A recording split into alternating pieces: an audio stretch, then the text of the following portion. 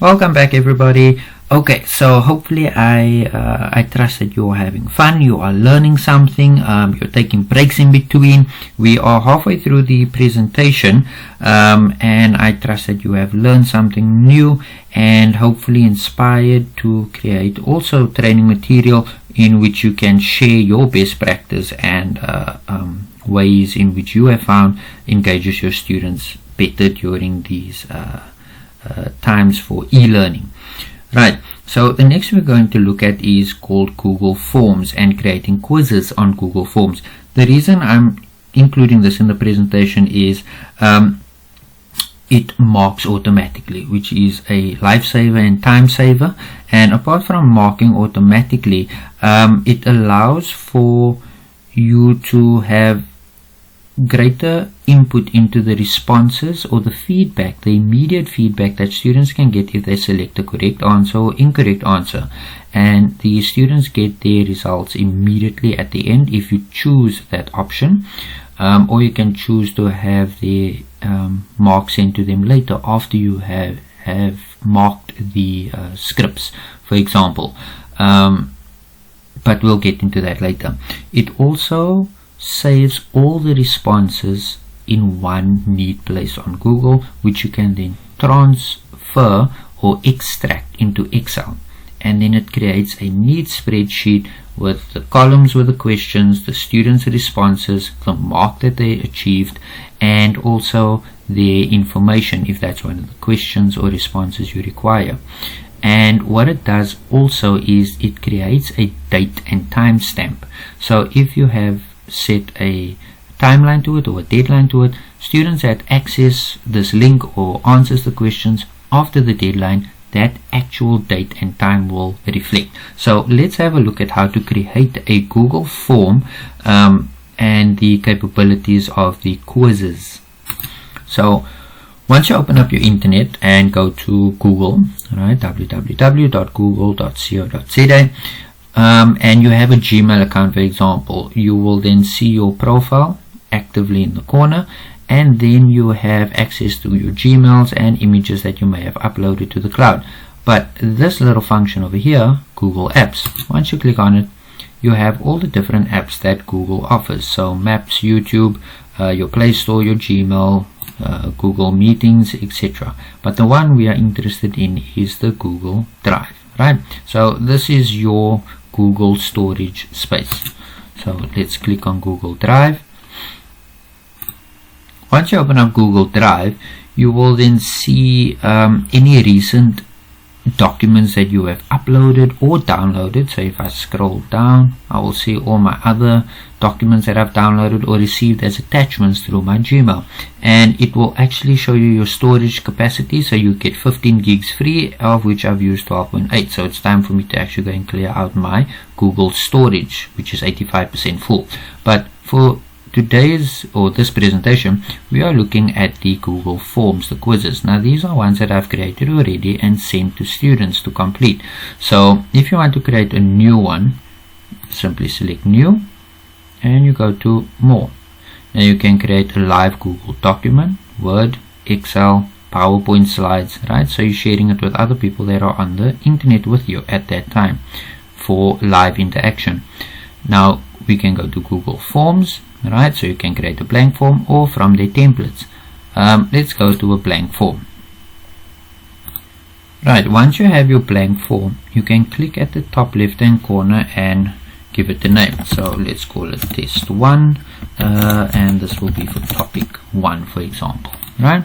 Once you click off, it will save that and it will appear at the top. Now you can create a description over here. So this is to test knowledge on, okay, my battery, let's put it in charge, here we go. Right, this is to test your knowledge on whatever, right? So the main part would be here. So on the right hand side you will see a plus, which is add a new question, import questions, add titles and descriptions, add an image, add a video, and then add a section, right? So usually depending on the subject that you are doing, if you want to create a discussion or the response type of the question, you can add an image, right? Now for this, I'm going to just show you one that I've created already just to save some time. So let's look at meeting documents, for example. Okay, so this was a test regarding meeting documents. So what I did at the beginning was I selected add image, and it will ask you to browse and look for your images that you would like, either from your camera, a URL, your photos, and it's simply a drag drop, or you can press browse and go and look for your image. Once you have your image, it will then insert over here, and once you click on it, you can then reduce the size, and when you click off, you can click on this little menu button to align it left, center, or the right, or change the picture or remove it totally. Alright, now before I move any further, to set up your quizzes, you have to go to this gear setting option over here and go to quizzes, and then it will automatically be off by default. You have to switch it on, right? Then once it's done marking, you can tell Google Forms to immediately give the grades to the students, or give it later after you have marked the questions. So if, depending on the question types, multiple choice, true and false, check boxes, you can send it immediately because it's marked and they need to know. Then respondents can see the questions they missed, the correct answers, and the points value. So these are all automatically on. Right, so once that has been set, you press save. Now you're good to go. Right, so once you have added an image, now you can add a question by simply clicking the plus button. So I'm just going to add another question here. When you type the question, for example, is the image above recorded as a meeting? Right, now the response to this type of question can be true and false, right, or yes and no. So here you would select on the right hand side the response option. So here you have short answers, paragraphs, multiple choice, blah blah blah. Right, now for the short answers and paragraphs, these are not automatically marked because students has the option of adding in their own information and typing out an answer. Right, so it's not predefined answers which they simply select from, which is your multiple choice, checkbox, and drop down. So these are the only three that marks automatically.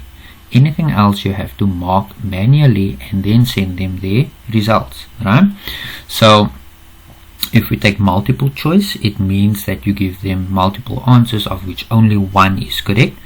Checkbox, you give them multiple answers of which one or more are correct.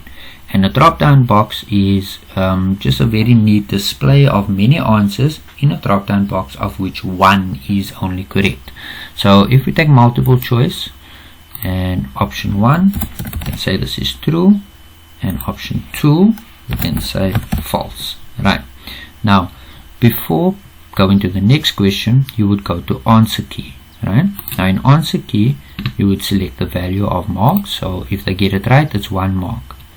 Now the feedback that you want to give them, right, so true is the correct answer, so that is where the mark will lie. So they'll get the mark if they click this answer. Now when they click this answer, the incorrect answer will be the feedback that you can give them, or that Google will give them, is it is true. This does represent a meeting gathering. So you can make it as descriptive as you want. When they select the correct answer, your feedback would be excellent or well done. Right, so you can select your feedback that you want to give the students as descriptive as possible. Right, then you press save and Google will show you.